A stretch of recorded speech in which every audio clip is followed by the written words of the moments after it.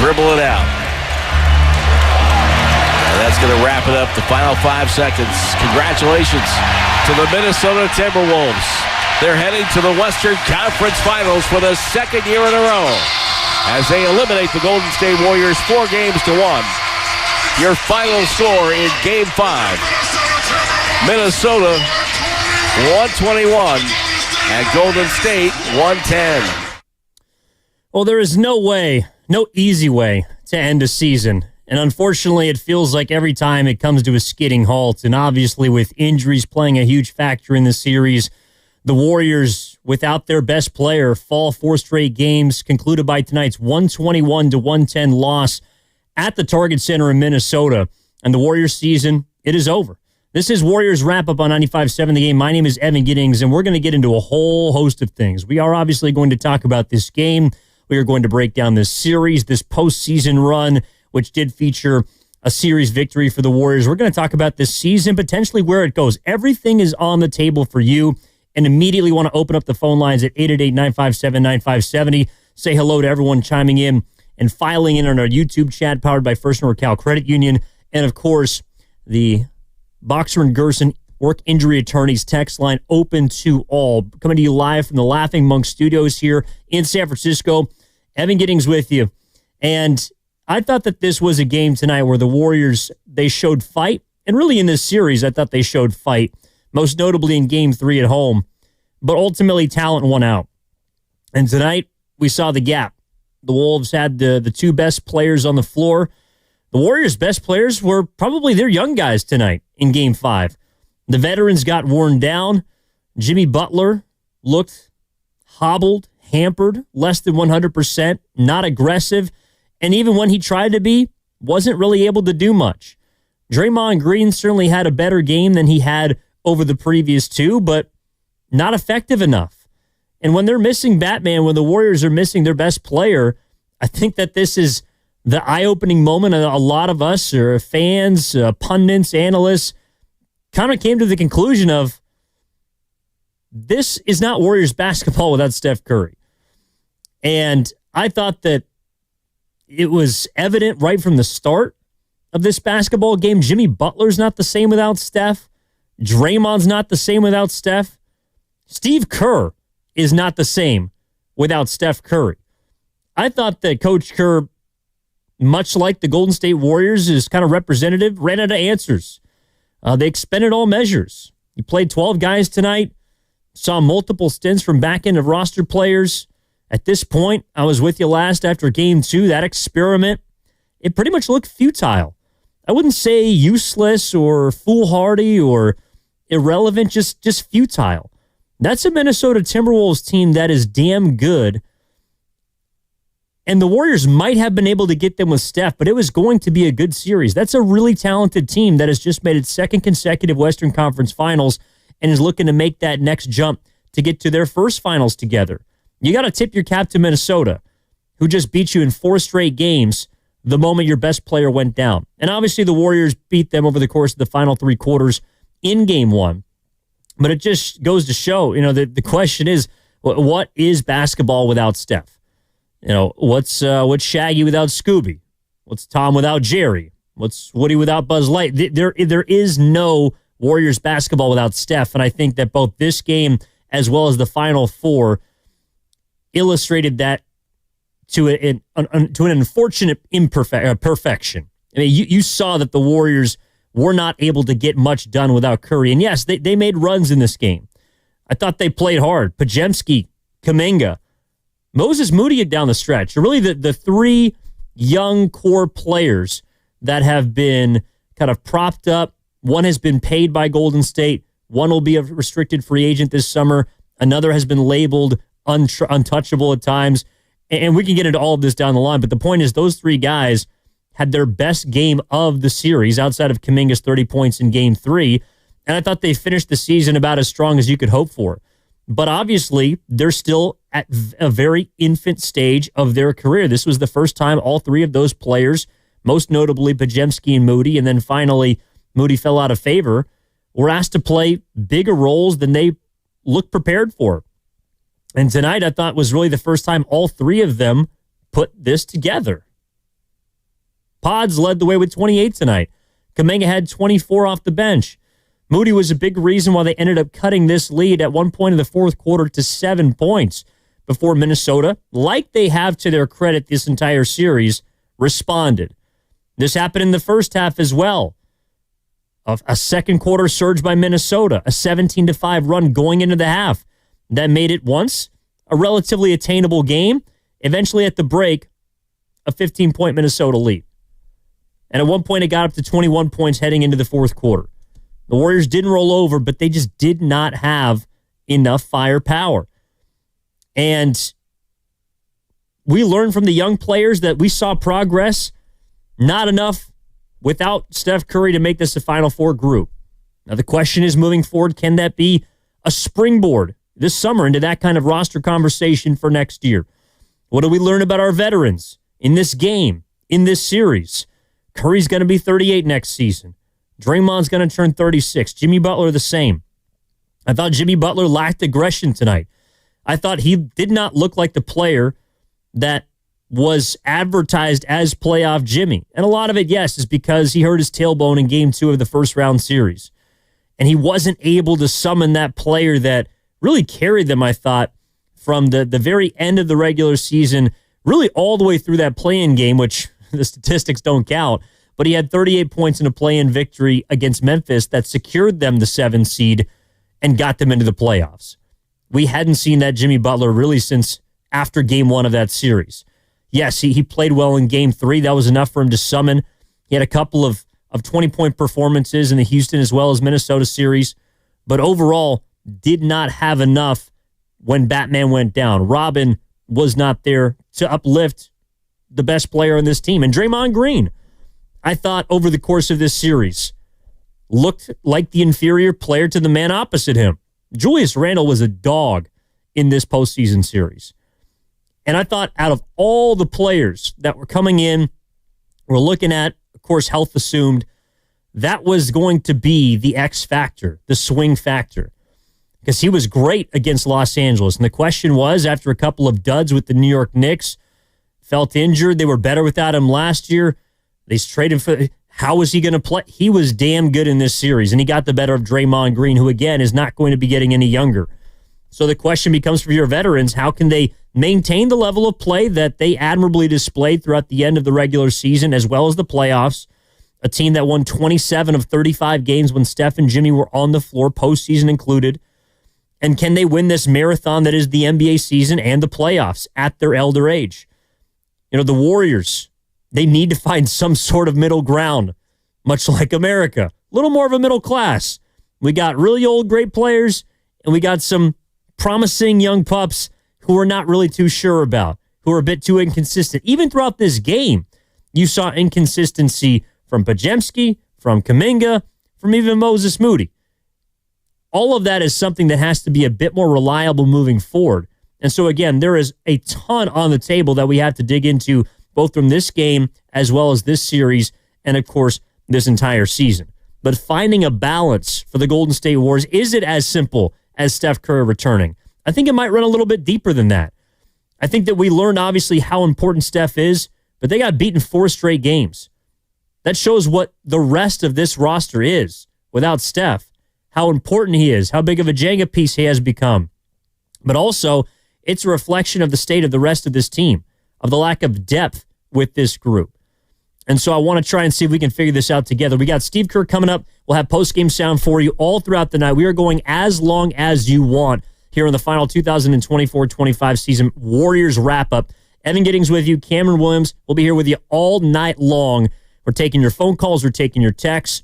We are chatting with you on YouTube and Twitch, powered by First NorCal Credit Union. And let's start out real quick, Cam, with Dave in Oakland. Dave, kick us off here. Dave, what's going on, man? How are you? Hi. Hey, how you doing? I'm doing great. So, rough loss tonight. I'm watching really bad loss. You know what I think we need? Representing for the state. I think we need a gay player. I'm sorry. You know, yep. It's time. We're representing San Francisco. We need a gay player. Like, it's about time. All right, thanks, Dave. Appreciate the call. Yeah, that's neither here nor there. what they need is a game changer. What they need is a game changer. And that player was on the sidelines tonight, and his name was Steph Curry. All right, let's try this again. Let's go to Derek in San Francisco. Derek, what's going on, man? How we doing? Hey, yeah, rough way to end the season. I mean, let's be honest.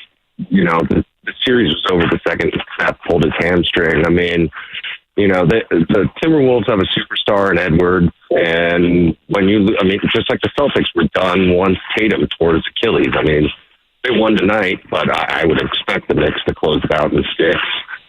And, you know, the Pacers beat the Cavs because Halliburton's a superstar, and Donovan Mitchell got hurt, and Darius Garland got hurt. So when you lose your best player or one of your top 2 guys, and Butler was also hurt in this series, we just weren't going to win. I think what this, at least to me, what this series exemplified is, you know, because of poor drafting when we had the 3 lottery picks in 2 years, we didn't draft the right guys. Like, really, like we just go all in for whatever we can to surround Steph for the next 2 years with Jimmy and Draymond. And then it's just going to be a complete rebuild once Steph goes away, because Claude and Moody, clearly their games are elevated with Steph. And, like, I think Claude is really a third guard, and Moody is maybe like a 6th man, maybe a 5th starter on a playoff team.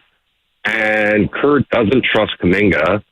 So I would assume that I think our best option is to try and sign and trade him for like a Cam Johnson or something like that.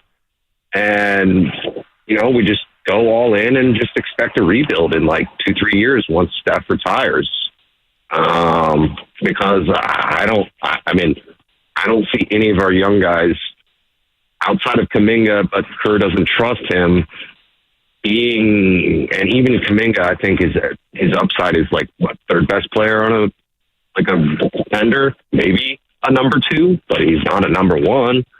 So, you know, it's a rough way to end the season, but I think this series illuminated a lot of things. You know, the Timberwolves have a dog and Edwards, and Randall compliments him nicely, and we, outside of Curry, I mean, you know, and Butler and Green, we don't really have a whole lot. There's just not much there. So, I mean, maybe in the offseason we try and get a big, and we try and get a real starting 2 and move Podziemski to a backup 3rd guard role and see what we can do next year. And, I mean, the West is so deep that I just, you know, especially with Cooper Flag coming over, who knows, maybe Giannis comes over. Kerr's got the number 2 pick. Wembanyama's coming back. I mean, it's going to be a loaded West. So, yeah, I think we just have to go all in on Steph and accept the fact that we're going to be doing a rebuild in like 3 years.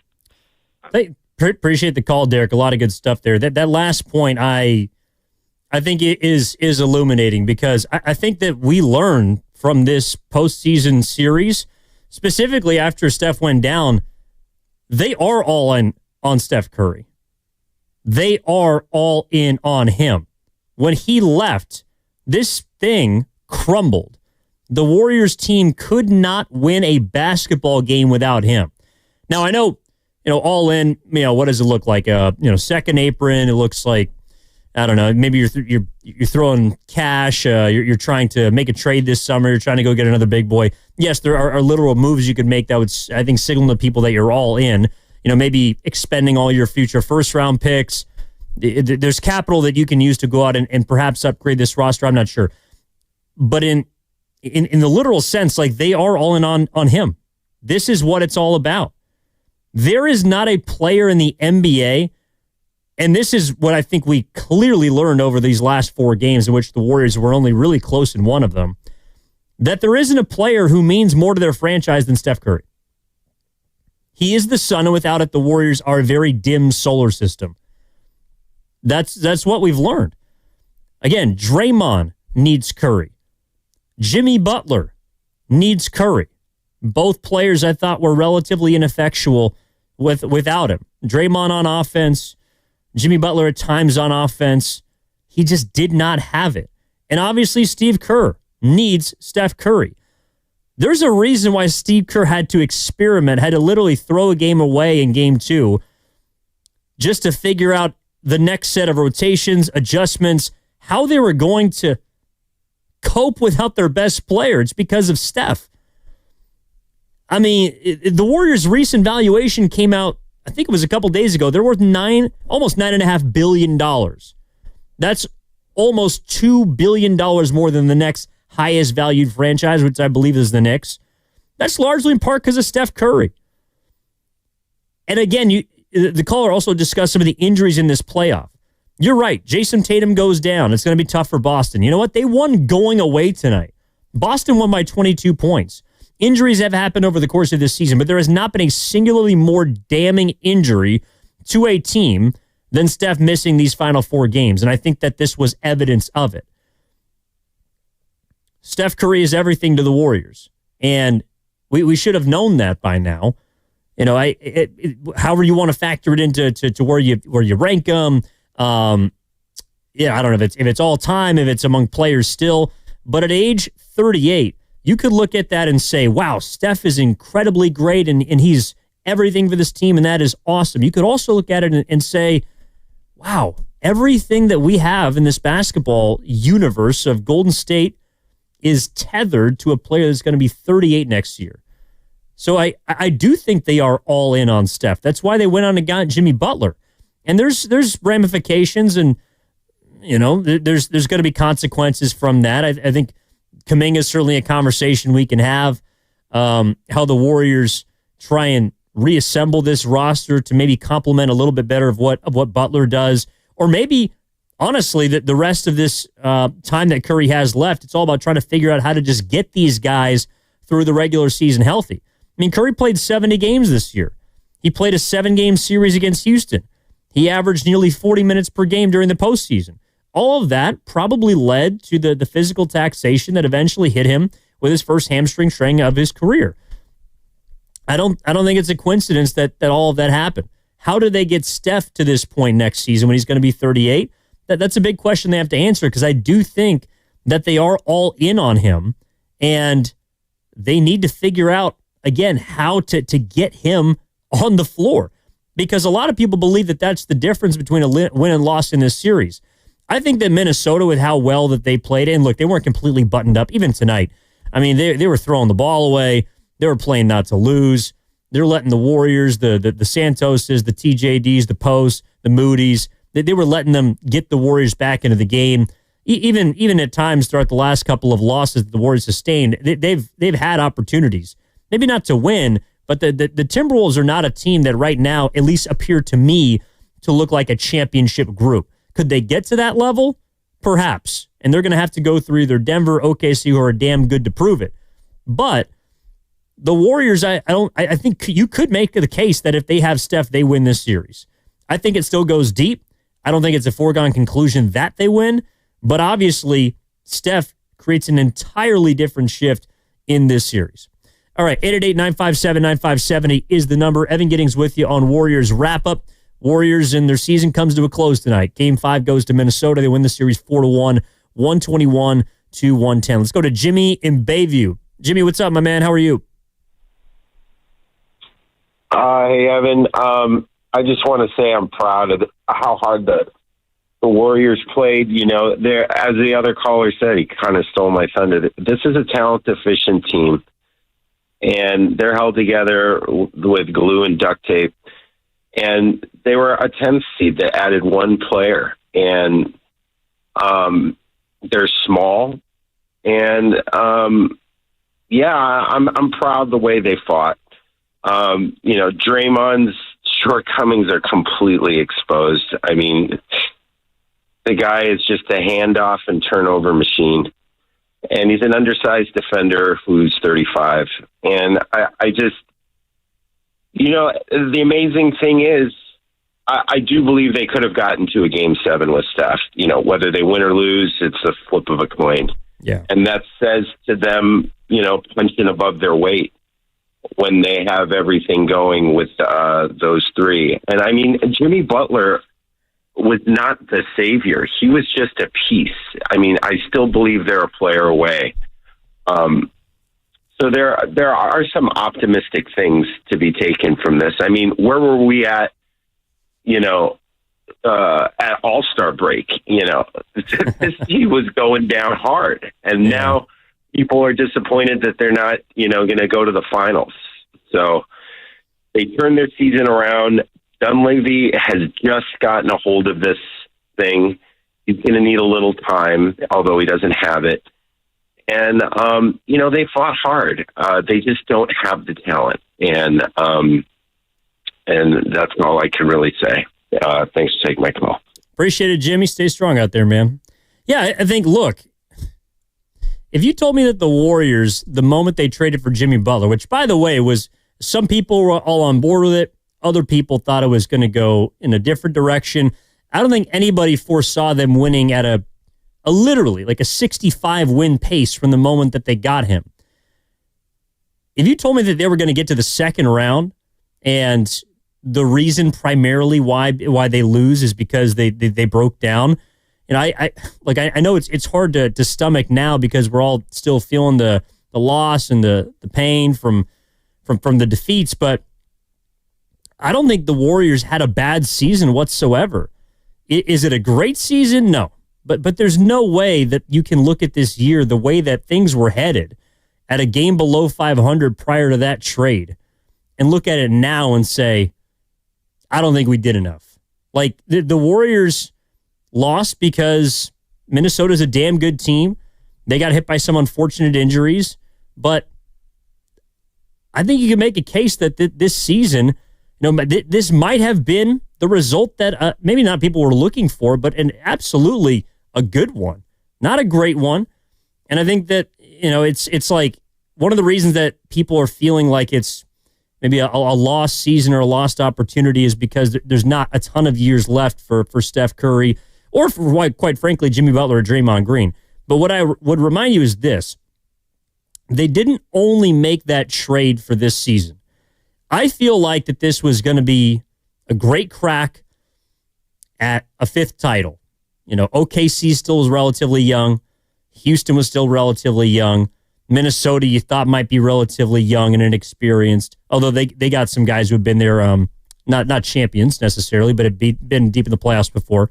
And then to the East, I didn't expect Boston and Cleveland, who's already out, to be in respective holes, but they also made this trade for next year. Like, this was, I think it was when they made the deal, they were in Utah, and there was a story written by ESPN's Om Young-Masuk about how Curry looked at Draymond and said, this is the last ride. He wasn't just talking about this year. It's also next year, and perhaps even the year after that, if these guys can get some health luck, and if they can keep themselves in the miraculous shape that they've been able to. I think that there's a reason why the Warriors extended Jimmy Butler for 2 seasons, and it's because that aligns with the remainder of Steph Curry and Draymond Green's contracts. And you're right, Jimmy. Draymond looked a little bit older in this playoff run. I thought Jimmy Butler by the end looked relatively old. You can make a case Steph looked old because he was on the bench due to an injury, but they went all in on those 3 together.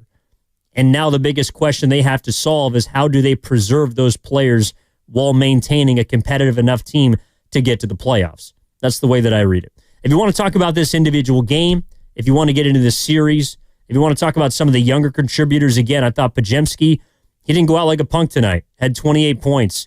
Everyone was killing him, myself included, for the last 3 games, really the last, I would say, a lot of games in these playoffs. Outside of Game 3 against Houston, Pods has not shot it well. Coming into this game, he was shooting 23% from the floor. Tonight, he had 28 points. He ended up being their best offensive player. He's 11 of 19 from the floor. Shot 4 of 6 from 3, added 6 rebounds and 4 assists. He was not the reason why they lost tonight.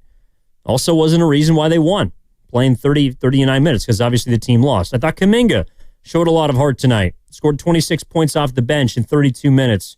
Ends his season with a 30-point game, a 22-point game, an 18-point game, a 26-point game after getting essentially frozen out by his head coach. I thought there's a lot of resilience you saw from Kuminga. No matter what his future is in, out of Golden State, he definitely played as hard as he could given the circumstances, and tonight he played 32 minutes. I thought that Moses Moody, who literally couldn't make a shot, it felt like, for about a 4-game period. I mean, he scored more points tonight than he did, I think, the entire series, certainly the last 3 games.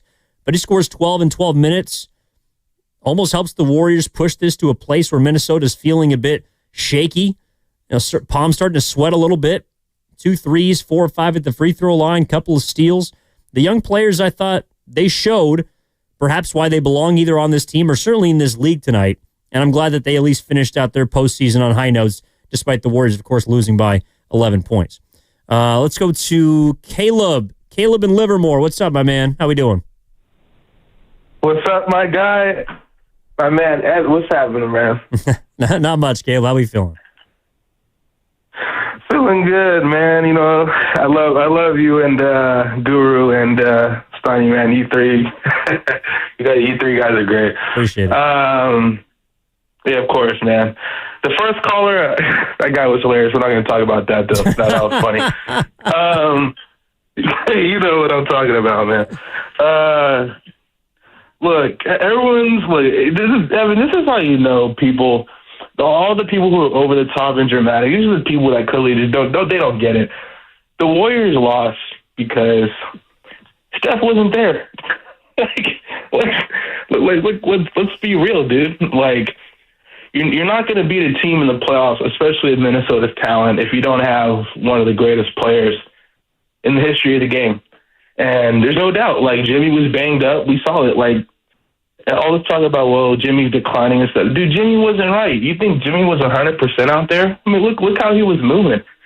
I mean, I think Draymond was clearly gassed. I mean, we saw it towards the end of the regular season, him playing the 5 so much. And, he talked about, not wanting to play the 5 a lot because you get exhausted. But, he wanted to win, so he did it.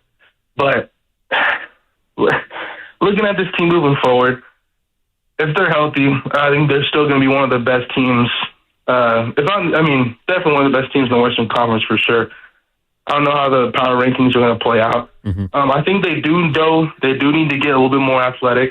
They clearly need some 3-point shooting, but I don't think they need to just completely break down this roster.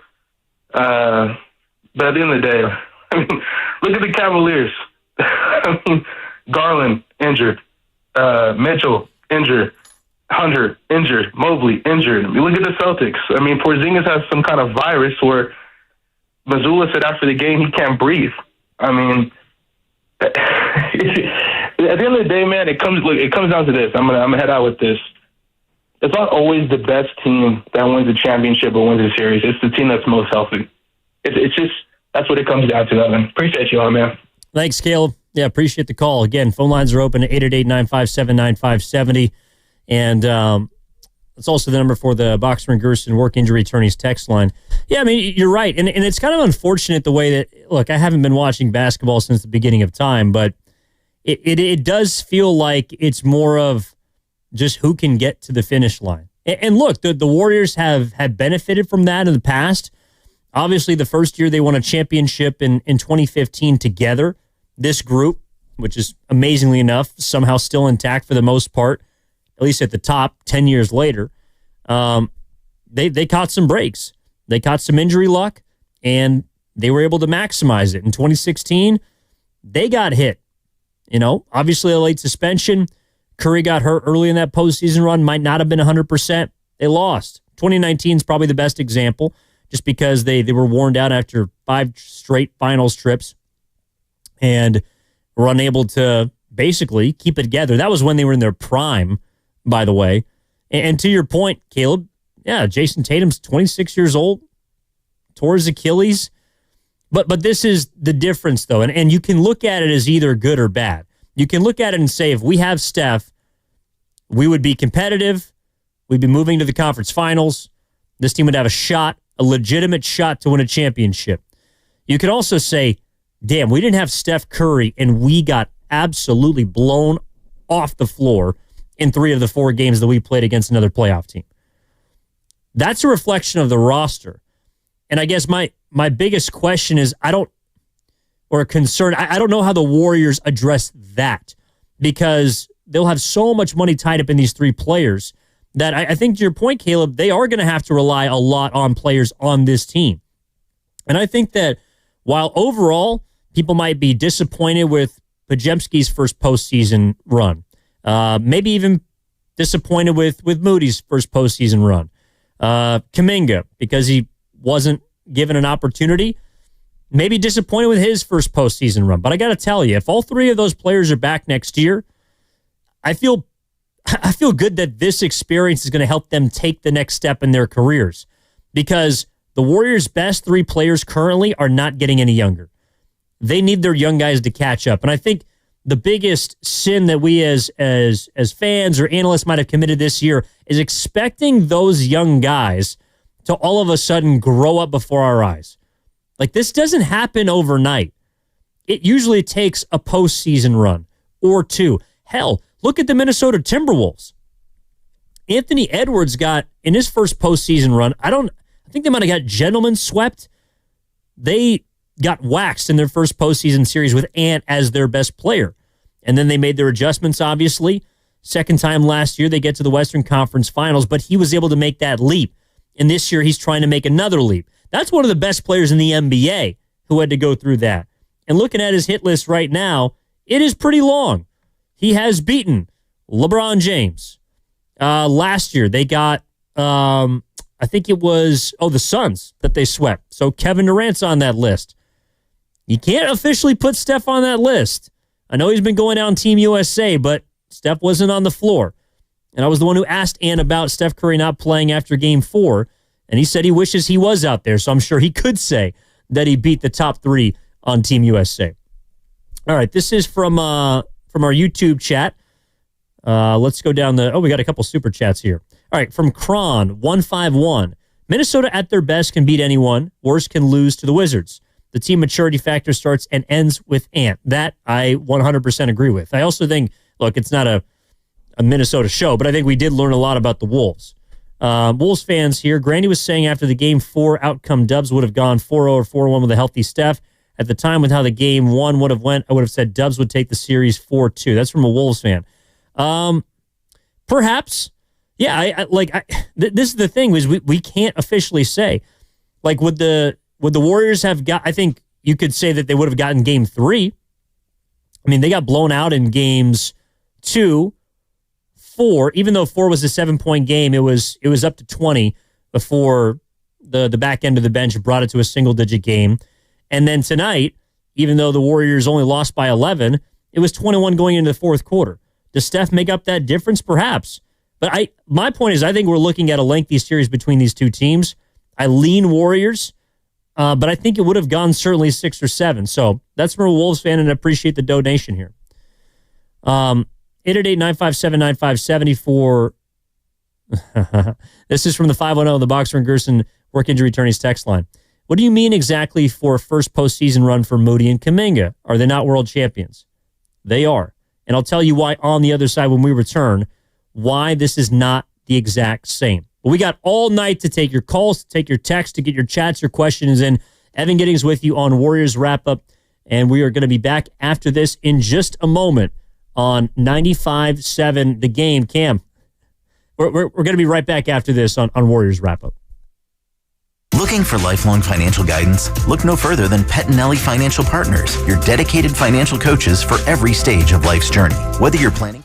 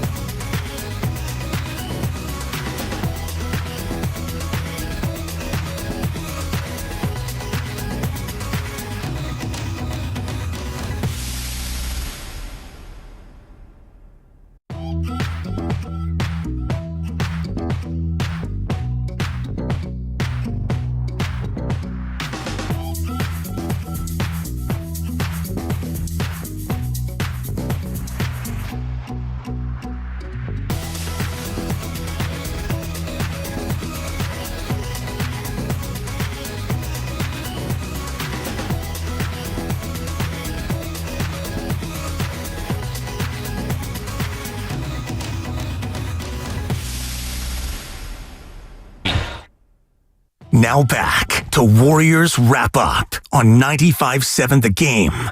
Yeah, we're wrapping up the season. The Timberwolves defeat the Golden State Warriors tonight at Target Center, 121-110. They take the series 4-1. A lot of people thought that if the Warriors could just find a way to get a W, could eke one out tonight, get 3 days of rest to Game 6 on Sunday, chase in, or maybe hope for Curry to come in, swoop in to save the season, but that didn't happen. You know, it's funny, when Curry got hurt in Game 1, I felt like, all right, it's just, can you get to a point in the series where he comes back? Like, without him, I did not feel like the Warriors had a chance whatsoever to beat Minnesota.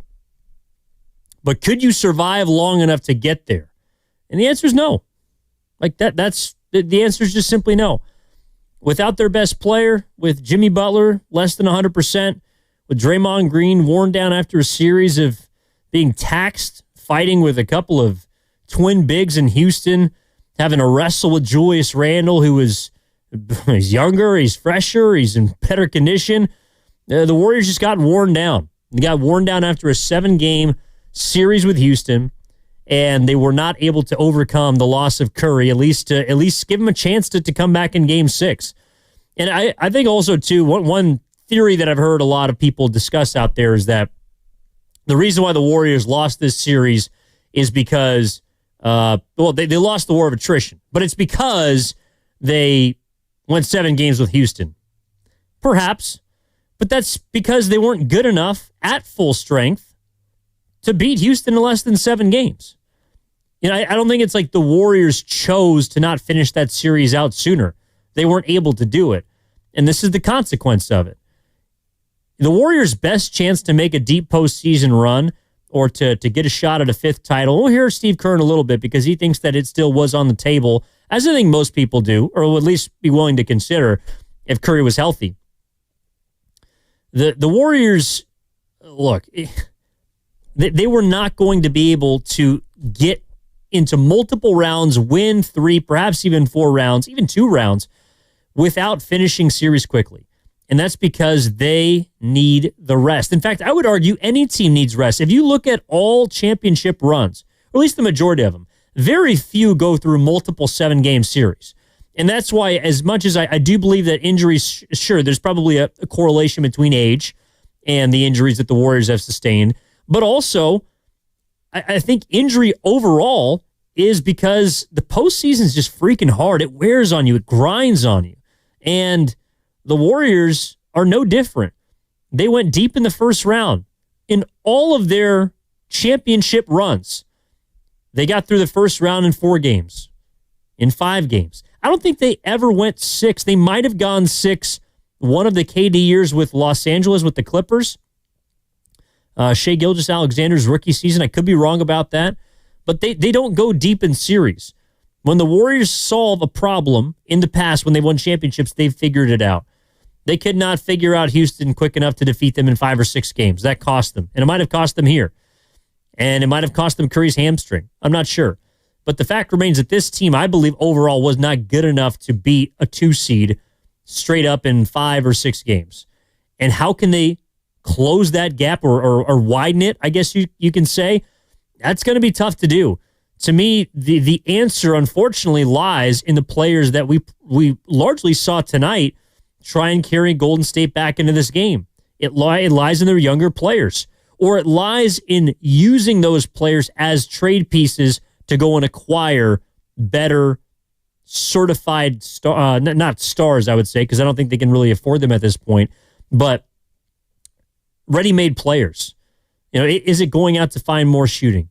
You know, one thing I think that we overlooked when they made the trade is you widen your age gap. You got a lot older. I think the Warriors need to find a way to, yes, get younger, but find players that they know exactly what they're getting. The inconsistency of the 2 generations was on full display in this series. And again, it's heightened. It's exacerbated by the absence of Curry. But Jimmy and Draymond are either banged up or old. Inconsistent. Jimmy was great in Game 3, though they lost.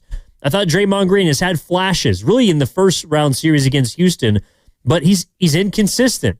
Can't summon it every single game for the amount of period of time that they need him to.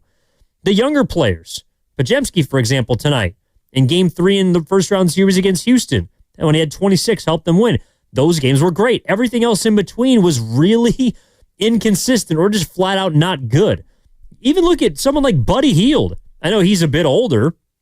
Buddy Hield's the definition of a heat check player, of a swing player. And the reason why I can't kill him tonight is because you're not here without him. Buddy Hield did not play well tonight, objectively. In fact, you can make a case he might have been their second worst player, ironically, behind Jimmy Butler.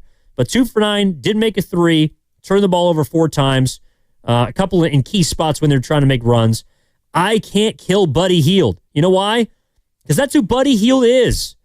Buddy Hield is a player that will shoot himself out of a game and off a floor in an elimination game in the postseason, who's also the guy that can walk in to the Toyota Center in Houston, drop 33, and help you win a Game 7 to get to this round. I'm sorry. That's why it's really hard for me to look at this roster and go down and eviscerate all these guys, because we knew what this was. We knew that Buddy Hield was inconsistent. We knew that Pods, Kuminga, Moody, at different points were going to be up and down. We knew that Jimmy Butler even and Draymond Green, due to their age and their mileage, were going to have some good games. They were going to have some ineffective games. I thought Jimmy was not aggressive, certainly in the first half. He only took 5 shots, 11 for the game. But he couldn't do much. He couldn't get around Jaden McDaniels. He wasn't able to body Julius Randle. I mean, there's just things that is at his age he can't do anymore. And so how do the Warriors find more consistent players? That's the biggest question they have to answer, and it's going to be tough to do because they're hard capped to the first apron for right now. And there's all those financial things that we'll talk about, and of course we'll get into tomorrow. We have a whole summer to discuss them. But there's these big looming questions that they have to answer, and I think the biggest ones for me is, do they believe that a trio of Curry, Jimmy, and Dre can lead by example, but also stay healthy through an entire postseason? And do they believe that their young players from this experience are good enough to help supplement the inevitable either fall off or perhaps injury? So when a guy goes down, a guy isn't playing well at the top, are they good enough to step up when they need to? We saw glimpses of it this postseason. We saw progress, but we obviously didn't see enough for them to not be beaten in 5 games by a Timberwolves team that's moving on to the Western Conference Finals. All right, 888-957-9570 is the number. Evan Giddings with you on Warriors Wrap-Up. Let's talk to Mike in Concord's been hanging on for a while. Mike, thank you for hanging on, and appreciate you. What's going on? Yeah, man. Thanks for having me. Hey, I just a few things. I mean, number one, I think that Jimmy Butler, obviously people are going to say what they want to say, but without him, I think we're lucky to be a playoff team. So I think he obviously put us over the hump to actually get in and to make a run. I think he unfortunately wasn't the consistent playoff Jimmy that we needed, but it is what it is. At times he looked a little nervous sometimes when he had the ball under the basket and he would keep kicking it out. And I couldn't figure that out for the life of me. Why he just didn't kind of take over, especially after Steph went out. But I mean, we know the type of player he is, and hopefully, he brings that next season. The other thing I noticed, obviously when Steph went down, I mean, we definitely struggled offensively, but it just seemed like the energy was not the same. And I don't know if that's, just Steph not on the court and bringing it, but to me, it just seemed like there was a lot of inconsistencies, turnovers. It just didn't seem like the same Warriors team offensively. Buddy Hield, I mean, like you said, we know what we're going to get, but we need more from Buddy, and we need more shooting. And unfortunately, he helped us out in Game 7, but it just wasn't there this series. Pajemski, I think a lot of people criticize his shooting and scoring, and it wasn't good until tonight. But I think you got to look at what he does outside of offense. I mean, the guy plays great defense, sacrifices his body, takes charges, gets rebounds as a guard. I mean, he does a lot. And I think he's a good player, and I think he's someone that's going to help us. But honestly, Draymond, I mean, we need a big. You can't keep expecting Draymond to keep playing the 5 as he's getting older. I mean, he is a great defender. Should have been Defensive Player of the Year, in my opinion, with everything he does is to change the game on the defensive end. But again, you got to look at his age, and he's not going to be able to continue to do that. So they got to look at that and how they're going to help him out as far as, not making him have to play the 5 so much. And then I think the big thing is no one said anything yet, but I'll tell you, and every team's going to be looking into it as well, but you got to look at Giannis, and is there something you can actually do to get him to come to Golden State? And I don't know what that looks like, but you get someone like that to at least come pair up with Steph for another 2 years or so. I think that would be huge. So obviously we'll see what happens in the offseason with that, but happy with the way the Warriors finished. I mean, like I said, at the All-Star break, I don't think anyone expected them to maybe even make the play-in, and Jimmy came in and helped. And I can only hope that they do a few roster changes, nothing drastic, but something that brings in someone else to help this group, and then hopefully the younger guys step up, and, we'll see what happens next season. Yeah, I got you, Mike. A couple things there. Number one, look, Jimmy Butler, I think the reason why you saw him playing the way he did tonight, why he was just dribbling into the lane and passing out, why he wasn't just shooting or getting a shot off is because he can't. He's less than 100%, and I think at age 35, he just doesn't have that ability to rise up and knock it down the way that he could even a couple of years ago. That's the regression that I think we've seen even from Butler since the time he got here. Like, it took him, I want to say, 4 or 5 games. And yes, he was working his way back because of his suspensions in Miami and missed time. But it took him like 4 or 5 games to even start taking mid-range jump shots, which is something that was absolutely in his bag of tricks in Miami. And if you go look at Jimmy Butler's last 2 postseason runs with the Heat, obviously he was out last year and famously said that they would have won if he had played, and that kind of began the rift that eventually allowed him and Pat Riley to part. But Jimmy Butler averaged like 26, 27 a game in nearly 40 minutes per night for, I think, one run they got 12 games in. And obviously a couple of years ago when they got to the NBA Finals, he played 20-plus games. So that's the Jimmy Butler that I think a lot of people were expecting in the postseason, especially when Steph's out. Playoff Jimmy's here. Playoff Jimmy's gonna help us be able to get at least one win. And the fact that he couldn't, it indicates to me that either he was really hurt, much more so than he was letting on, or he doesn't have that ability anymore. It could be a combination of the two. I'm not so sure, but to me, Jimmy Butler is not someone that I think that we can look at anymore and say, okay, playoff Jimmy's going to be good enough to just win us a series if we're missing Steph Curry. I think that's like they didn't win one game. People after game 1 were wondering, oh, they might be able to win this series without Steph. And I was not one of those people. And it's not even about the respect I have for Curry. It's about the respect I think people should have had for the Timberwolves. That's a damn good basketball team. Anthony Edwards is one of the, if not already burst onto the scene, budding stars in this league. And if people have been paying attention to what they've been doing, they've been playing really good basketball over the last 2 months. Julius Randle shot 45% from three-point range in the month of April. He's shooting over 40% from 3 the last 2 months of the regular season. And kicked the Warriors' ass up and down the floor for the first for these 5 games. He did the same thing to the Lakers. And I know that LeBron was supposedly hurt, but he got the best of LeBron James in the first-round series in which they won also in 5 games. So this is a Minnesota team that's damn good. And I think with Curry, the Warriors absolutely would have had a shot to beat them. But without him, I don't think it's someone you can just look at Jimmy Butler and say, all right, go win us that series against a team that is clearly better. And I'm not even talking about just marginally. Like, that's another thing we found out over really the last 4 games. Without Steph Curry, there is a massive talent gap between the Warriors and I would say the majority of postseason teams. I don't know if the Warriors, they don't beat the Rockets if Steph Curry doesn't play.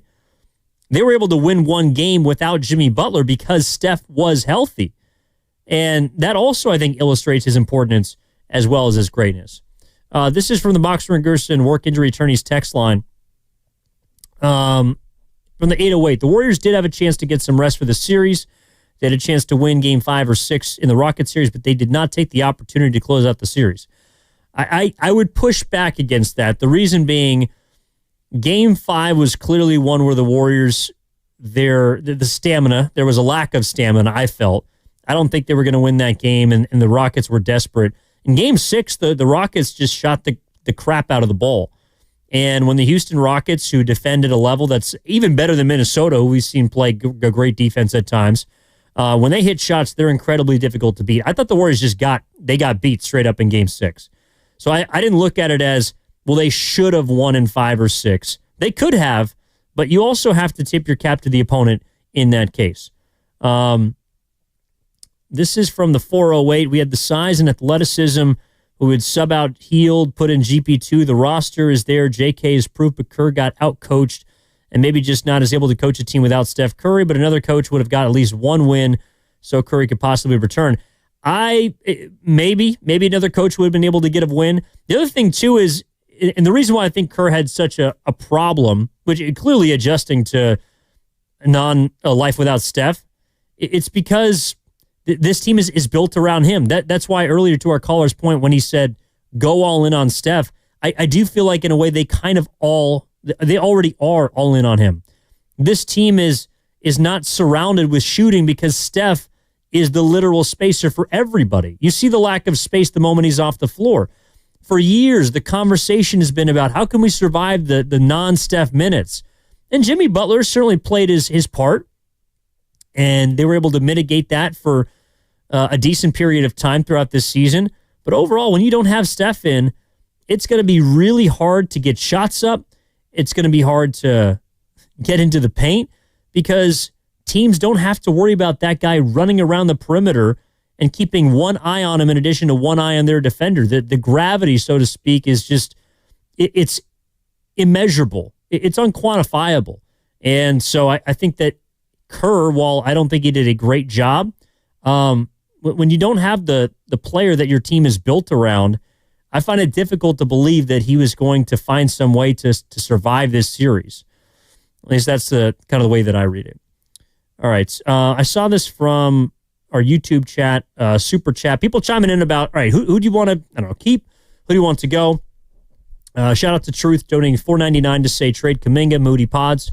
While I think that they might trade one of those players, and the most likely candidate is Kuminga, to me, I don't think you can trade all three of them because you also need some cheap labor on this team, quite frankly. Right now they have about they'll have $140 million roughly tied up in three players next season.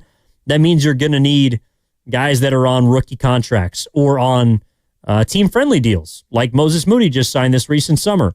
And while Moody eventually was a player that Kerr deemed unplayable for large parts of this Wolves series, he's only making $13 million next year, which in the modern game is not that much. A 3 for 36, maybe it's even $12 million a year. Like Moody's on the cheap, and I think he has a chance to get better over this summer. And this experience is going to help him. And so I think that you're not going to be able to trade all three of your young guys, but certainly don't expect them to just all of a sudden transform into players that can outplay the young cats around the rest of a very stacked Western Conference. All right, let's go to Hassan, who's in Dublin. Wants to talk about this season. Hassan, how you doing? You're with Evan Giddings on Warriors Wrap Up. Hassan. More like Hagan. All right, let's go to Leo in San Francisco. Leo, what's going on, my man? How are you? I'm doing well, Evan. How are you today? Fantastic, man. Just getting going. There you go. Yeah, no, I love your show. It's turning into my best show when you're on, tell you the truth. Anyway, thanks. I think you point out a number of things. You're spot on. A number of things as it relates to, the talent, the injury, the impact of all that. I kind of looked at it from a different perspective when they traded for Butler. I didn't think that the Warriors were going to have a chance to win a championship. I thought if the things went well and no injuries, that and if they got a good opponent in the first round, which they did. Houston, very inexperienced, lack of outside shooting. Their best player is really inconsistent, Jalen Green, that they'd have a chance to win a first round. But, as you get into the second round, there were so many good teams that the Warriors just couldn't match up with, from athleticism, just, the size of some of the other teams. No way are they going to beat, even Curry, in my opinion. They weren't going to beat Minnesota, weren't going to beat OKC, would have a heck of a time getting past Denver. I think they're at a point now where, and I know fans, sometimes get delusional. I say that with all due respect. There's no way Giannis is coming here. First of all, the Warriors have zero talent to offer to Milwaukee. There's other teams. You can talk about San Antonio. You can talk about Houston. You can talk about even Minnesota has a lot more talent and more draft choices to give up to get something like that. But that's not going to happen here. They're stuck with those 3 contracts, the older guys. At this point in time, I think that, the only way for them to go really is to, and I know they don't want to say rebuild, but there's going to have to be a reset. And it's pretty much going to be a reset with what they have. They might be able around the edges to find somebody, but with the salary cap and the way it's set up right now, they're not going to go make a difference maker. And who's going to want to come here to play with 3 older guys? Certainly, if they had the resources to get Giannis, I don't think he'd come here. I think he'd pick another place, a younger team where he could have, for 3 years. I think the Warriors are in a similar position when San Antonio with the 3 older guys won their last championship. And after that, it went downhill pretty fast. And it's taken this long and a lot of luck to get Wembanyama to be able to say, okay, we've had a couple good draft picks in the last couple of years. They might make the playoffs next year. And the Warriors right now, I was glad to see the young guys play well. I don't even want to get into the Kuminga thing because I've been, pulling my hair out trying to figure out what's going on with that. And I just don't know what's going on with that. But, there's no guarantee that you can trade him. Because if he decides, I'm just going to play it out, he's a restricted free agent, he might try to get in a situation where he's unrestricted the following year. Yeah. And what are the Warriors going to get for him? They'll get nothing. And, he'll be able to pick his own team. So that's going to be an interesting thing. And at this point in time, I just think they have to bite the bullet. And I know they don't want to tell their fans, they're obviously going to stay with Curry. Jimmy Butler, they're stuck. They gave him that 2-year extension. They're stuck with him. And Draymond pretty much, he pretty much runs that organization. He's primarily the VP of ownership. Lacob loves him. So he's not going anywhere. Yeah. And so at the end of the day, I think we're going to see a lot of this, and probably it's going to be a worse season next year because all the other teams are getting better, and the Warriors don't really have many options to getting better. And they're going to have to hope that, Podziemski improves, Moody improves, some of the younger guys. But again, they lack the athleticism and basically the talent that right now to compete with the upper echelon teams. But it'll be interesting to see what happens next year. But I don't have a lot of faith. And I always tell people, be happy you got the 4 championships, right, in such a short period. That doesn't happen all the time. No doubt. So, thanks for the call, Leo. No, a lot of great points, and I do want to get into that, but we got to hit a break here. I'm also seeing a lot of great questions file in on the Boxer and Gerson work injury attorneys text line. But Leo touched on something in regards to the optimism, the pessimism, where this can go. I got some thoughts on it. I want to break it down on the other side. If you got a phone call, get them in. We're going as long as you want tonight on Warriors Wrap-Up. Final one of the 24-25 season after the Warriors get eliminated in 5 games by the Minnesota Timberwolves. 888-957-9570 is the number. Evan Giddings back after this, 95.7 The Game. Some people just know they could save hundreds on car insurance by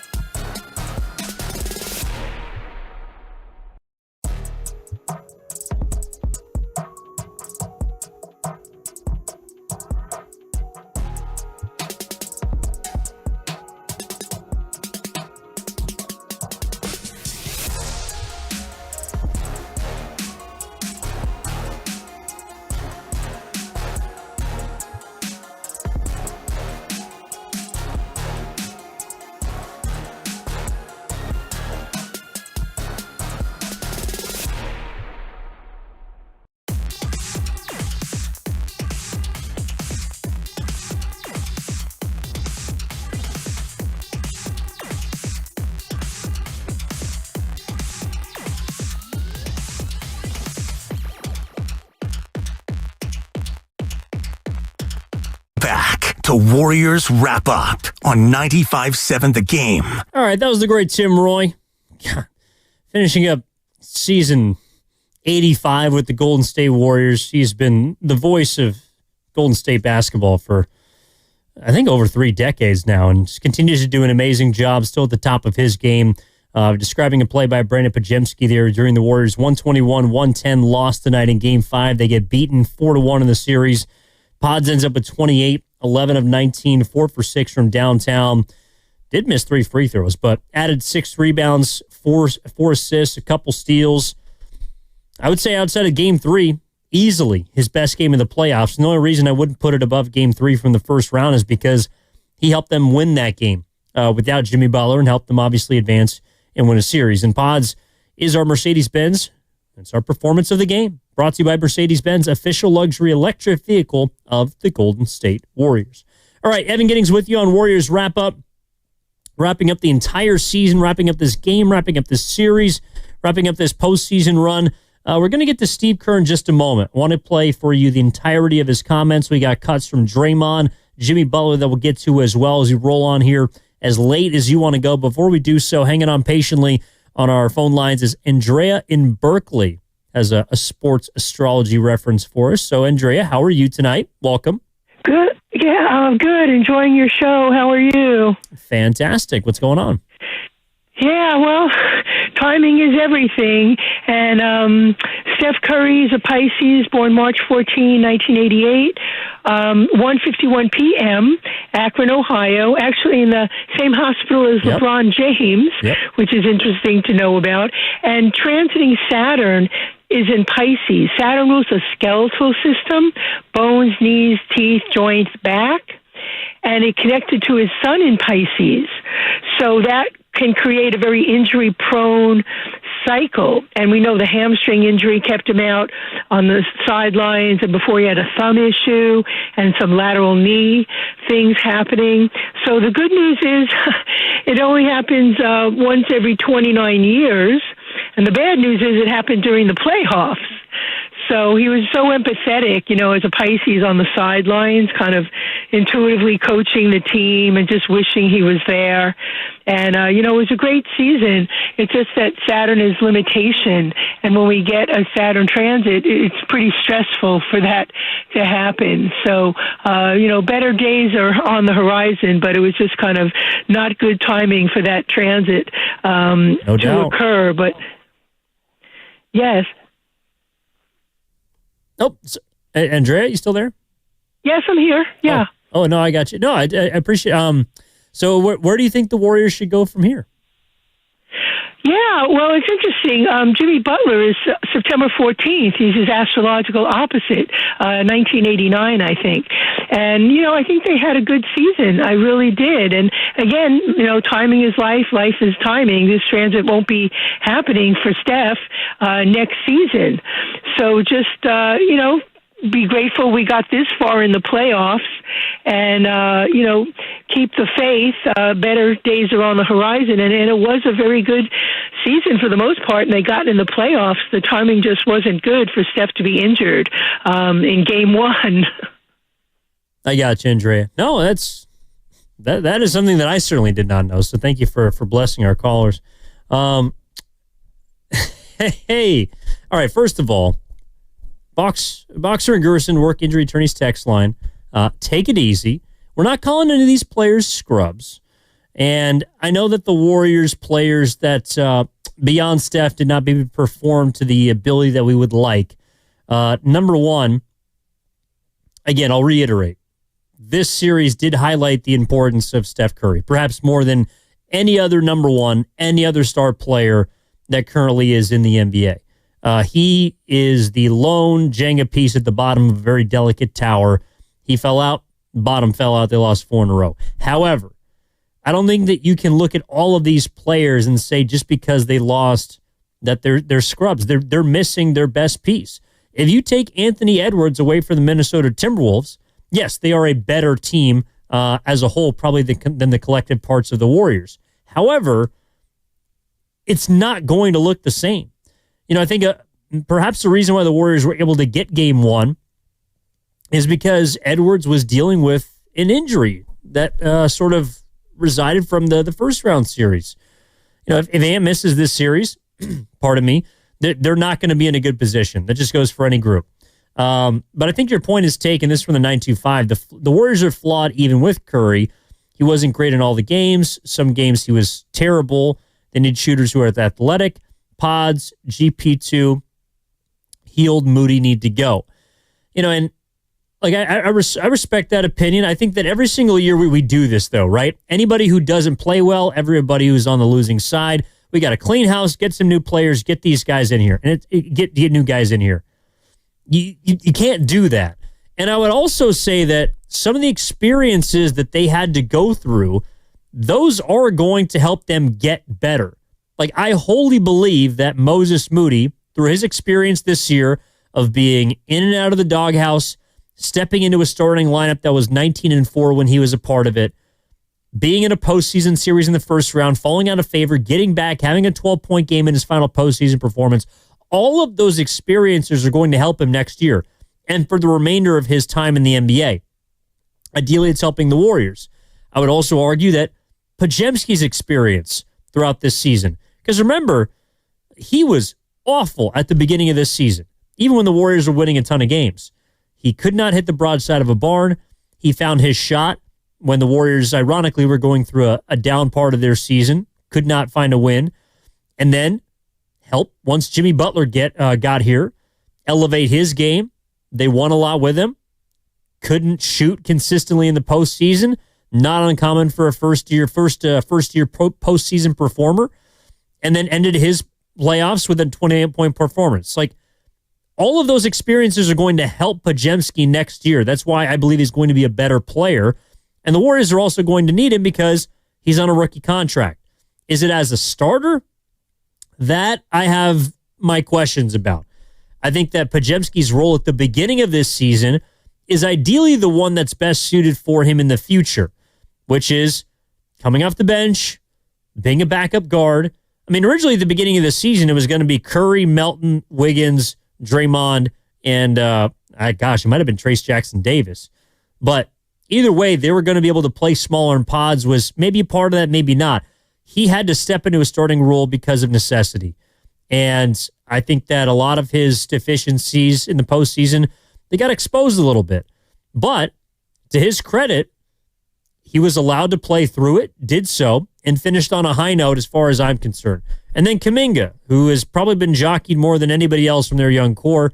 I don't know what's going to happen with his future. If I was him personally, I would want to get out of here. But you also have to credit him for what he's done, despite not playing for the majority of the end of the regular year as well as into the postseason. Having a 30-point game in a position where the Warriors were almost able to steal one at home and extend this series, that may not seem like a big deal to most, but that's a big deal for JK.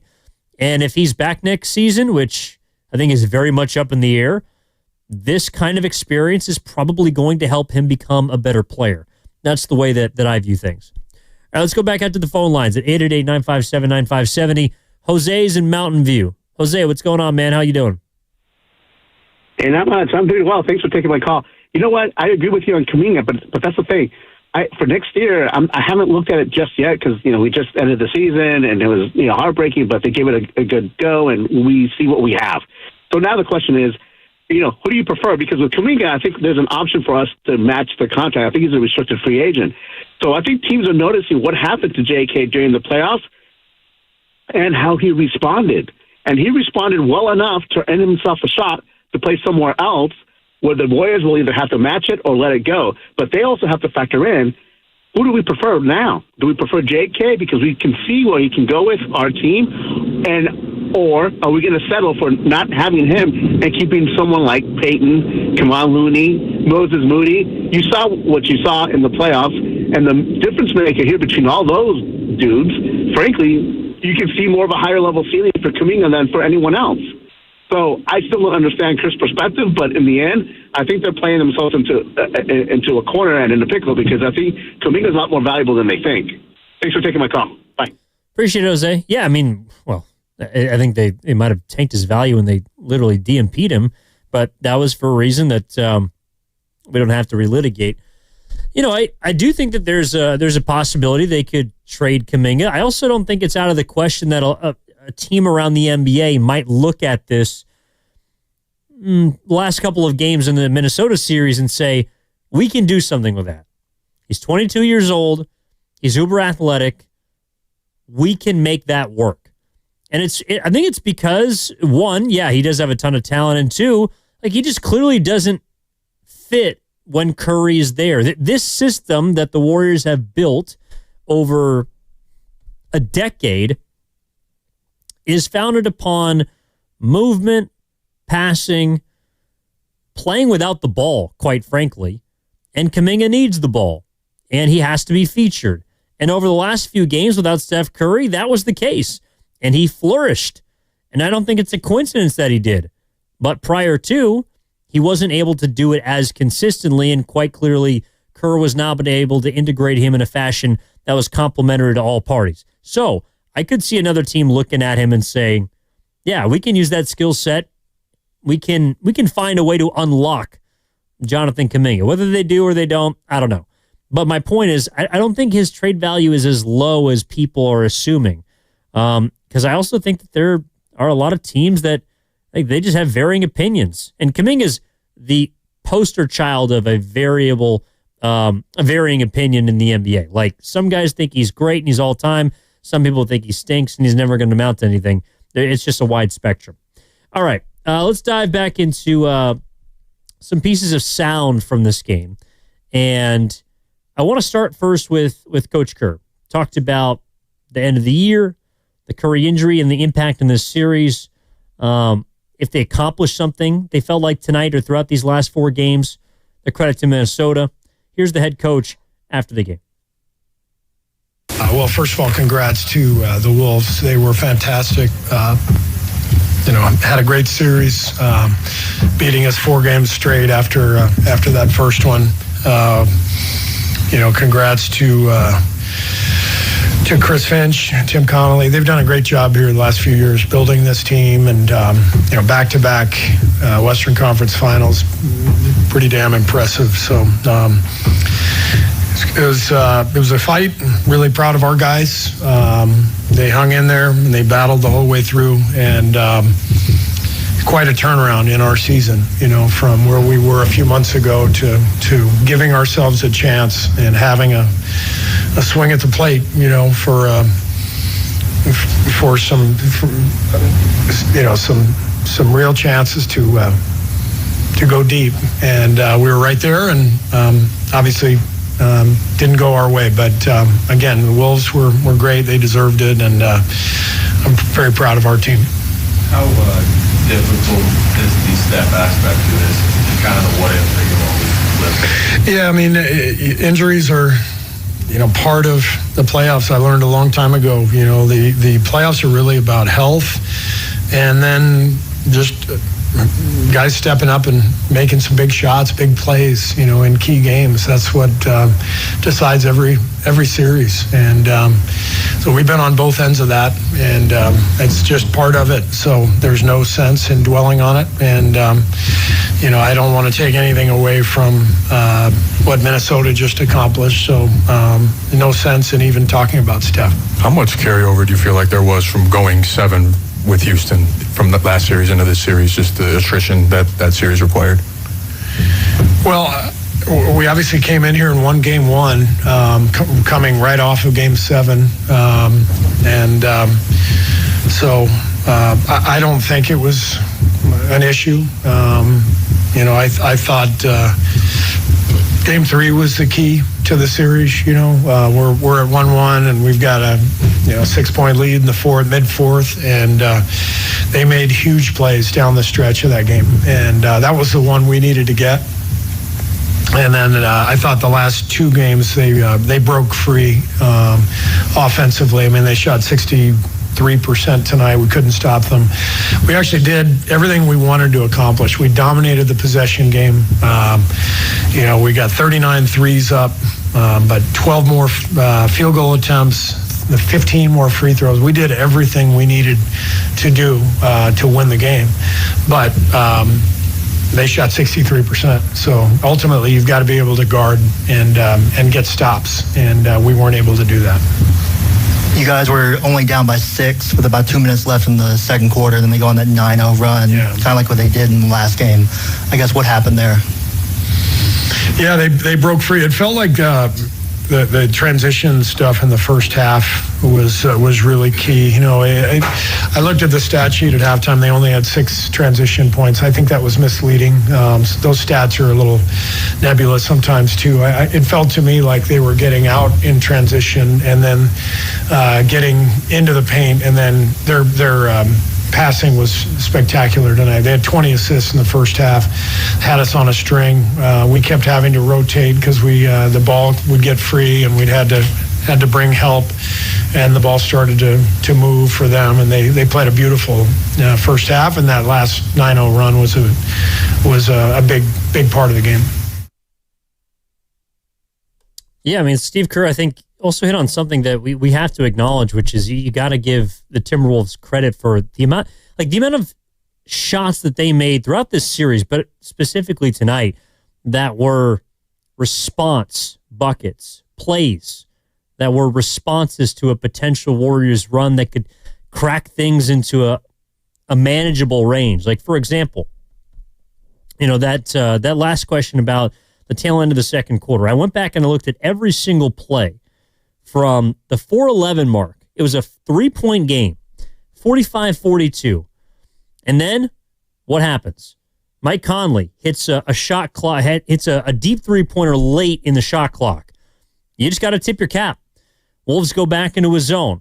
Pods misses an open 3, one of the 2 that he missed on the game. But on an easy swing from Butler, misses the open 3. That's an example of them making a shot that's tough, you not being able to get an open one. Then Ant, where I thought overall the defense was not very good tonight. The one area they really struggled was point of attack. Anthony Edwards burrows right past Kuminga, swing, open Conley 3-pointer, and then immediately goes from a 3-point game to a 9-point game, timeout. Warriors bring all their starters back in outside of Trace Jackson-Davis because Kuminga stays in. Draymond actually gets a back cut right out of the timeout. After that, a play that doesn't go the Warriors' way, where I believe Anthony Edwards drives past Hield. He throws it out off of Pods, and Mike Conley ends up with the top of the key, whips it to an open Gobert in for a dunk. The Warriors respond to that with the Draymond straightaway 3-pointer early in the shot clock when he steps into one. That was the only 5 points they scored in those last 4 minutes, because Conley drives right past Pajewski, finds a cutting McDaniels for a dunk. Pods then tries to drive and kick to Draymond. Can't stay hot. Misses a three. Randall picks out Pods on the other end. Gets fouled. Goes to the free throw line. Next possession down. Julius Randle hits a deep three-pointer late in the shot clock. Jimmy gets cut off by Ant. Draymond dives and misses a wild layup that leads to a transition bucket where the Wolves find Gobert inside, gets to the free throw line, hits a free throw, and then finally the last real chance the Warriors have to score. Butler's out high, gets switched on to Conley, ends up throwing it to Draymond, who misses a corner three badly. That ends up into an easy and one for Julius Randle, and they go out and they score 17 points in 4 minutes, and you're effectively down by 20 at the half. Like, it all happened so fast, but Kerr's right that they hit a ton of shots within that simple 4-minute stretch. A late shot clock three by Conley, a late shot clock three by Julius Randle. They're forcing tough looks for the Warriors, and the few open ones they aren't able to hit and capitalize on. That leads to the Wolves getting on and running transition baskets, and it leads to a 62-47 Minnesota lead at the break. Then in the fourth quarter, Kerr does in Moody, Guy Santos, post, trying to find some sort of energy from the bench of these young guys after the Wolves go up 93-75, 7 seconds into the fourth quarter, and then they eventually get it up to 20 at 97-77. That's when Moody drills a three-pointer, has an and one drive right after, a pod zero-step take on Naz Reid, quick 8-0 run, timeout Minnesota. It's a 12-point game. And then Moody, out of the timeout, hits a big shot, makes it a 9-point game. And what happens? Anthony Edwards steps into a deep pull-up three-pointer, not an easy look, drills it. Next possession down, Jimmy drops the pass, McDaniels dunked the other end, 12-point game. And it's like every time the Warriors had a chance to make a run, Minnesota made a big shot. I mean, even in Game 3, the game that was in the balance that Kerr discussed as kind of being the swing point, the swing game in this series, Anthony Edwards hit some massive buckets down the stretch, had that fadeaway three from the wing. Obviously had the dunk on Looney out of the timeout after the Warriors went up, I think it was by 7. To not let the Warriors grab any sort of momentum. There were just rally killer after rally killer throughout this series that the Minnesota Timberwolves, to their credit as a good team, now a top 4 team, were able to put together against Golden State. And again, all of this, the rally killers I talked about tonight were obviously without Steph on the floor, but the point remains, Minnesota made some big shots, and the Warriors weren't able to get enough stops on the possessions where Minnesota wasn't hitting tough shots. So you sometimes just have to tip your cap. At least that's the way that I read it. All right, we're going to step aside, come back, more ahead on Warriors wrap-up. There was a couple questions from the Boxer and Gerson injury attorneys text line that I want to get to. Also, listen to Draymond Green, Jimmy Butler, all that sound and more ahead here on Warriors wrap-up. Putting a bow on this season, 2024-25 comes to a conclusion in 121-110 fashion in Game 5. Warriors lose in the Western Conference semifinals 4-1. Evan Giddings with you, back with more after this on 95.7 The Game. This is the story of the one.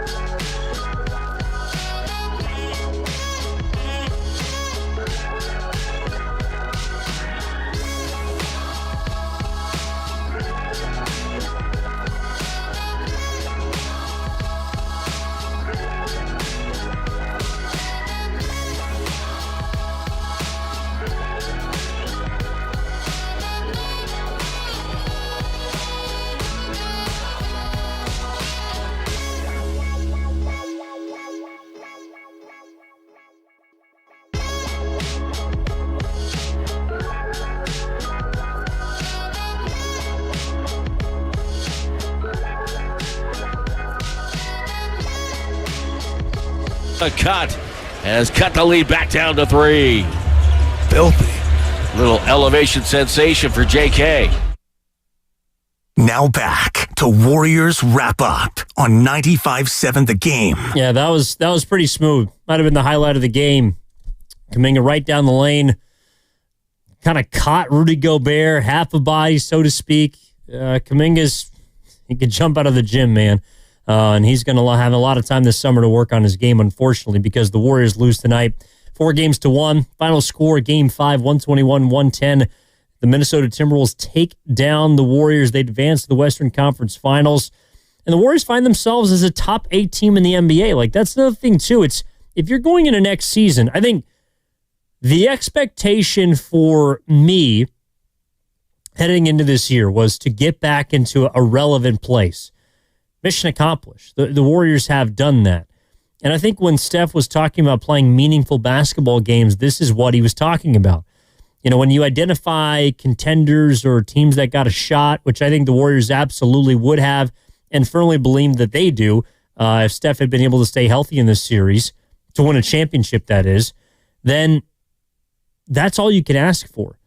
You know, I think the Warriors, their young players have a lot of growing up to do. There's no doubt about that. I think we saw some of it during the Wolves series and also in the Rockets series. I think the older players are going to have to figure out how to take a little bit more of a back seat in the future because the Warriors cannot rely on them as much, clearly, as they did this year over a full 82-game slate. And I think that's unfair to ask them to be relied upon that much. And again, it's going to be about how you can basically persevere and win the war of attrition that was lost over the last month, really since the beginning of the postseason. And I would even argue going back before that, because they had dug themselves such a deep hole prior to the Jimmy Butler trade that they, in their own words, had to play postseason basketball for the 2 months leading up to the playoffs. That takes a toll. And I think the Warriors were in a little more of a fatigued state than their opponents, and they still found a way to beat Houston in 7 games. They still found a way to push Minnesota. And then, of course, Steph Curry goes down, and everything changes. It highlights how important he is to the franchise, to the literal team, to the offense, to everything that happens with the Warriors. It's always been about Steph since he's gotten here and emerged as a Pantheon-type player.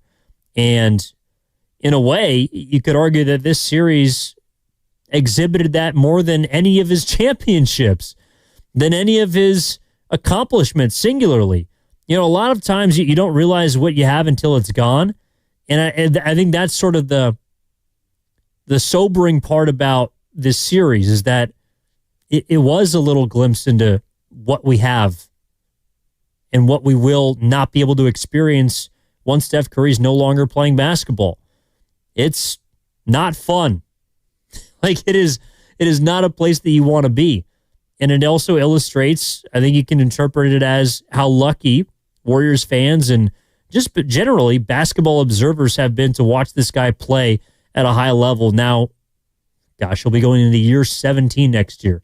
It's crazy to think about. That guy was, I remember him when I was in high school, walking around Emeryville Bay Street and seeing a young rookie. And I was a kid being like, who is that? And that's the Warriors' new draft pick. It's like, that's Steph Curry. And he's there with his wife, Aisha. And he's a young player and dealt with all the ankle issues. And now it's gotten to the point where you can't imagine a life without him. And I think that's what a lot of people had imagined before he got hurt in this series. And we don't want to imagine life without him because it ain't fun. And the Warriors didn't do a lot of winning. All right, 888-957-9570 is the number. Evan Giddings with you on Warriors Wrap-Up. Cam, if we can, let's go to, real quickly, Ben is in San Francisco, wants to talk about the season. Ben, good evening. What's going on? Hey, thanks for staying on late, taking my call. Yes, sir. Kind of going through things as the seasons come to an end. It's always I'm always in disbelief when the Warriors don't make it, really far into the postseason. That's kind of really skewed my perspective, all this winning. I think it's something you were just saying, getting to see Steph for so many years and then seeing the team without him. It's just such a stark difference. And kind of one of the questions I was going to pose to you, I really appreciate all the conversations so far, but like, I don't envy the position Dunleavy's in.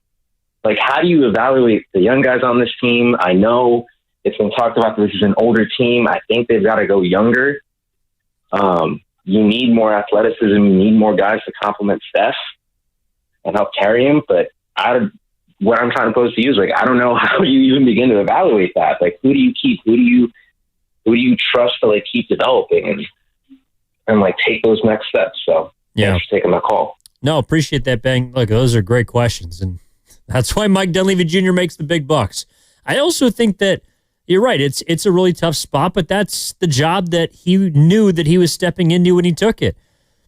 I mean, Bob Myers left, in Charles Barkley's words, a sinking ship. I don't know if I would describe it like that, but it certainly wasn't a ship that was going to sail off into the sunset with a bunch of Hall of Famers and winning a championship every year, or competing for one and being in the finals like it was during their dynasty run. There's a stark reality that we will likely never see the Warriors win a championship again. Probability just says that. But they're trying to do something, and that's honestly the goal that they were trying to accomplish this year. They were trying to do something that no team had ever done. With three players that are 37, 35, and 35, no core team with those, no team with that core has ever won a title. So they're trying to do something that has never been done before in NBA history.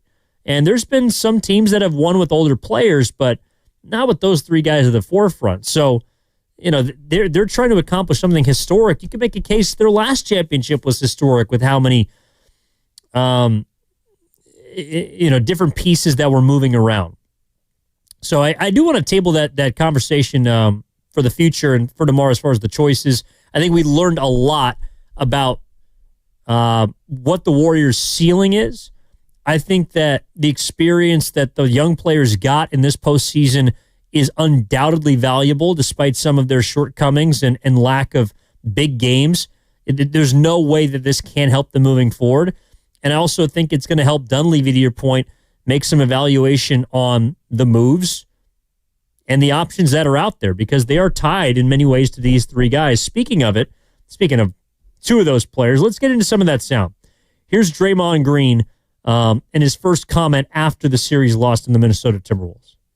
It sucks to end it without Steph, but they beat us. You know, injuries are a part of it. We've won championships. When guys got hurt, that's a part of it. You know, you try to, you want to be as good of a team as you can be, but we always say you need a little luck, just because health is a huge part of it. So, we definitely miss Steph. That obviously goes without saying, but I'm not going to come up here and harp on Steph not being there and make it like their win is less of what it is. They're moving on. So congratulations to those guys. They beat us regardless. You're on the other side. You play who's on the floor, and that's what they did, and they won. So you got to give them a lot of credit. I think that's one of the more mature statements we've heard as of late from Draymond Green. I completely agree with him. You cannot do the what-if game. I don't think it's fair to say, the Warriors, no doubt, surely would have beat the Timberwolves, and because of injuries, we got this, and we got dealt a bad hand. It happens to everyone. And to his point, the Warriors have benefited from some injury help, some injury luck. And unfortunately, it's the way I wouldn't even just say basketball, it's the way that sports go. Here's more from Draymond Green on moving forward. I think we've continued to improve. There's no way to really say, how close we got to a ceiling is over. So that's kind of really don't matter. But like I said, get them a lot of credit. They were incredible. Drew played great the entire series. Ant-Man's patience was beautiful. Rudy played really well. So you got to give those guys a lot of credit. Our ceiling is what it is. Now we were a second-round team and second-round exit. So that's what it is. The second-round exit? I mean, Draymond, it's a second-round exit without Steph. And look, I don't think that the Warriors knew before the trade what they were able to accomplish, but Draymond Green said it on All-Star Weekend. He thought they could win a title. I still think this team would have had trouble doing that.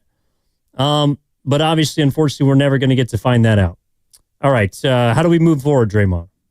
I think we'll be right back at it. Sucks to end this way, but we think we got the pieces to make another run at it and do it again, and that's going to be our mindset going into the summer. Do all that got to do to improve. We got one of the best ownership groups and front offices in the NBA. They'll do whatever they feel is needed to help the team improve, and us as players, you got to get back in the lab and do what you got to do to get better. That's Draymond Green. I mean, that's all there is to do, I think. From the 408, Evan, based off of where they were before the Butler trade this season, where would you rate this season for the Warriors on a scale of 1 to 10? Before the Butler trade, you're telling me that they get to the second round of the playoffs, they win a series over a 2 seed? I mean, I think it's hard to be lower than a 7. I think before the Butler trade, yeah, you would absolutely take this. After the Butler trade and after winning games at a 65-win pace, I think there are some people that are absolutely disappointed. But to me, looking at what they were able to do with Jimmy, with Steph, I think the series still would have been really tough. I think they had a good chance, certainly absolutely a shot to beat the Timberwolves. I think the matchup on the other side would have been really hard. I mean, just assuming that this team was going to run the table and win a championship, I think that's unfair. I mean, to me, based on where they were before the Butler trade this year, anything lower than a 7, I think you're fooling yourself. This is a great result based off of that. They were headed to no man's land. They were a play-in team. They were a team that was probably going to miss the postseason entirely. That's the way that I see it. All right, here's Jimmy Butler. Was asked post-game about a myriad of subjects, including how healthy he was after the fall in Game 2 against Houston. Fine. Good enough to go out there and compete. We're not going to use anything as an excuse, so just didn't win. Yeah, I'm actually not buying that. And I respect Jimmy Butler for not making an excuse, but I do not believe he was 100%. I thought that he just didn't look consistently game to game like himself. And again, we saw Steph at some points not be able to summon it against Houston. He had back-to-back, I think, stinkers by his standards in games 5 and 6. And then obviously helped them in game 7. But Jimmy Butler was clearly not 100% after game 2 against the Rockets. I think the fall did impact him, and looking forward to 100% Jimmy moving forward. All right. How was it without Steph on the floor, Jimmy Butler? Obviously, it's very different whenever you don't have Steph on the floor. And I feel like everybody has to take on more and everybody has to play a little bit of a different role. But that's just the game. Injuries happen, but it is a lot different with Steph not out there. Yeah, I mean, look, and this is another area where I think Jimmy Butler's more equipped than most to talk about how injuries impact postseason series. You make a case that Jimmy Butler never gets to the finals if in that first round series, Giannis Antetokounmpo gets hurt and misses 2 of those 5 games. Now, the Miami Heat beat them 4-1 in the first round, but Giannis was compromised, went down in game 1, came back for games 4 and 5. They won 1, they lost 1. That series might have gone completely differently, and Jimmy Butler we're never talking about as a player that's been to the finals multiple times. All right, how does the future look for the Golden State Warriors, Jimmy? Great. A bunch of great guys that work incredibly hard. Young talent that's going to be incredibly successful in this league. It's all about, staying healthy as it always is, getting more and more comfortable playing with one another. And how do you do that? I think that my biggest question about Jimmy Butler going into next season is how much in the regular season he does play. Because the Warriors are clearly great when he and Steph are on the floor together. But Jimmy Butler, in his time in Miami, averaged 53 regular season games per season. That's not a lot. And while I feel confident the Warriors can win, as they did this year, 85% of those games or 80, you're going to have to figure out how to play through the rest of the 25 to 30. And Jimmy, I think, is a player that knows exactly what he needs to do to get himself right for the playoffs. The fall, obviously, took a toll on his body, but for the most part, he's been able to stay healthy through deep postseason runs as of late. I trust him to do so next year, but that means he's going to manage himself. And that means the Warriors are going to have to figure out how to supplement the lack of availability of Jimmy Butler. To expect him to play 70 games next year, that would be that'd be a bit gullible, so to speak. All right. Jimmy, when are you going to start talking to Dre and Steph about next year? That's a good question. That is a very good question. Maybe on the plane. I don't know. For sure sometime this summer, but when it happens, it will happen. Said on the plane. Yeah, I mean, Jimmy's got to get back to his family. He's got to get back to his Domino's. He's got to get back to his coffee. He's got to get back and rest. I think that triumvirate, that brain trust, those offseason conversations are going to be interesting because in many ways next year does line up to be the actual last ride. I know that Curry said it after the trade went down, but after next year, Jimmy's extension eligible. Draymond's extension eligible. Curry is extension eligible. And the Warriors are going to have to decide what they're going to do with all three of those players. I do think that the best chance, obviously, the Warriors have to win a title would be next season as opposed to the year after, just because of the age and Curry going into his age 39 season. But you also, I think, are going to have to make a choice. Specifically with Draymond Green, because I thought he's the one of the three that showed his age the most throughout this postseason. And you also just don't want to have so much money tied up in players that are moving towards the age of 40. So they are going to chat this summer. And I think it's going to be a big chat about what they want to do with, I think, what's going to be their last season together. Also, by the way, Kerr, his last season, at least as far as his contract is concerned, is next year. So that's something to keep in mind as well. All right. Is this team a contender with Steph? I think we all know that. We all believe that. But like I said, injuries is part of it. Nobody wants to be injured. It's all about playing your basketball, the best basketball at the right time, and being healthy at the right time. Unfortunately, that wasn't us, and we came up short.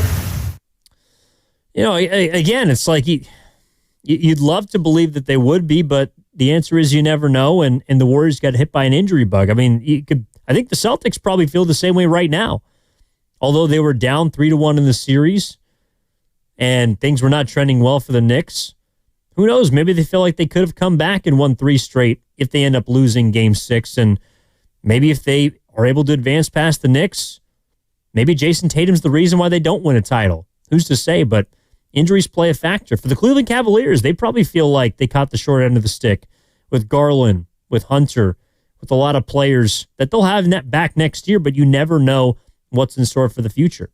What's health to do with it, Jimmy? It is tough, but it's tough on both sides, West and East. And like I just said, if we're healthy, if all of this and if all of that, then it may be different. We don't know. But we're going to take our chances for sure if Steph is out there. But, we'll come back and figure this thing out and next year do the same thing. All right. And Jimmy Butler, what tonight, kind of was the issue as far as stopping guys on defense? What happened there? But I don't think it's ever the offense. I think tonight they shot 62%. So if we can't stop guys from putting the ball into the basket, it's going to be hard either way. So I'm not going to say that our offense was a problem. Guard the 3, make them miss a little bit more. I mean, look, the Warriors were they keep throwing this number out there, the number 1 rated defense since Jimmy Butler arrived, and that's kind of what they've hung their hat on. I mean, when they won their last championship in 2022, they were the number 1 rated defense. They were a middle of the pack offense. I know they had firepower with Curry and Poole and Wiggins and Clay, but their offense was average throughout that regular season. In the postseason, they won a lot with their defense and their versatility. And that's something that they have to figure out. I mean, there was a lineup they had out on the floor tonight, which featured Pat Spencer, Quentin Post, and Buddy Hield. And their point of attack defense featured 2 guys that aren't great defenders or don't play a whole lot. So you can't find yourself in a situation against a team with Anthony Edwards that isn't able to stop the point of attack. And they weren't able to do that enough in this series, certainly to win, and definitely not tonight in Game 5. And that's why Jimmy Butler was talking about how they have to be better defensively. How did the T-Wolves break them down?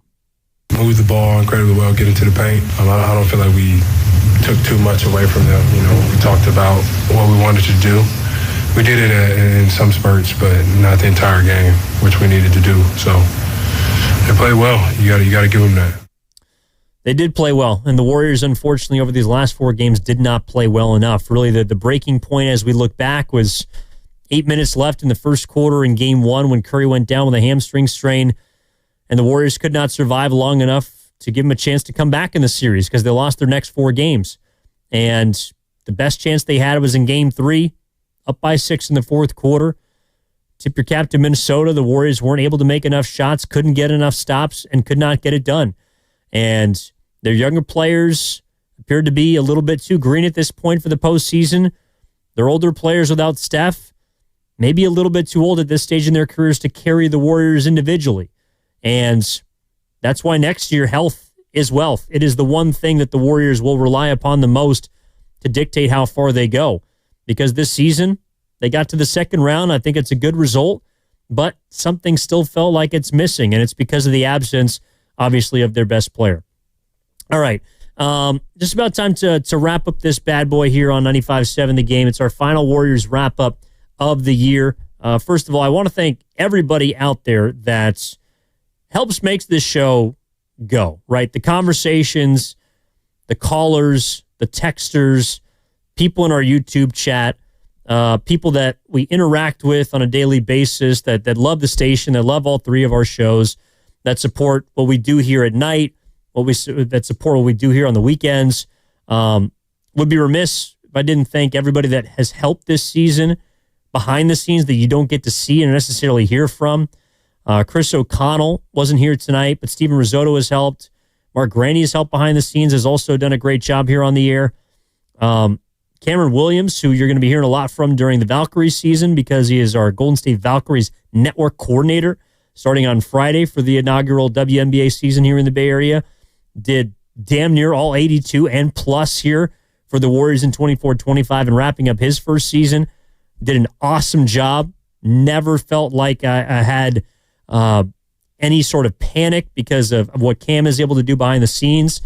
Obviously, Tim Roy and Tom Tolbert, R.C. Davis, everyone who's always on the game side of things. Big thank you to Matt Hagan, our program director, giving us this opportunity to talk to you each and every night after these games. Big thank you to the hosts, too, that also promote the shows, that support us and what we do, both behind the scenes as well as on the air. And a big thank you again. The final one goes to all the fans because we don't get to do this. We don't get to talk about the Warriors, win-loss, end of the season, start of the year, without the support from you all. Because Dub Nation, I think it's the smartest fan base out there, certainly one that I've known since growing up in the East Bay. Grew up loving this team. Now having a chance to cover them on a daily basis is a dream for me, and it's really the reason why I come into work. So I really appreciate everybody that's supported us. You disagree with me. Sometimes you think I'm an idiot. Sometimes you think I'm great. I don't know. All I know is that the Golden State Warriors are why we're all here, and we get to share it together on the airwaves each and every night on Warriors Wrap-Up. So, again, big thank you to all of you out there that have supported, called in, texted in, listened. Just in general, been a great community member here at 95.7 The Game, a place that we all love and cherish. And it's not going to stop because tomorrow, 6 to 10, the Joes, 10 to 2, Steiny and Guru, 2 to 6, Wooler and Dibs. We're going to have a great time tomorrow, unfortunately eulogizing this season, but a lot's on the horizon for the Golden State Warriors, even after losing in 5 games in the Western Conference semifinals to the Minnesota Timberwolves. So, again, for Cam, for Steven tonight, for Chris, for everybody out there, my name is Evan Giddings, saying one last time, so long, as we conclude the 2024-25 Warriors season tonight. Take it easy, everyone. You've been listening to your home for Golden State Warriors basketball, 95.7 The Game. We all hear the radio ads about the IRS. They tell you to be afraid.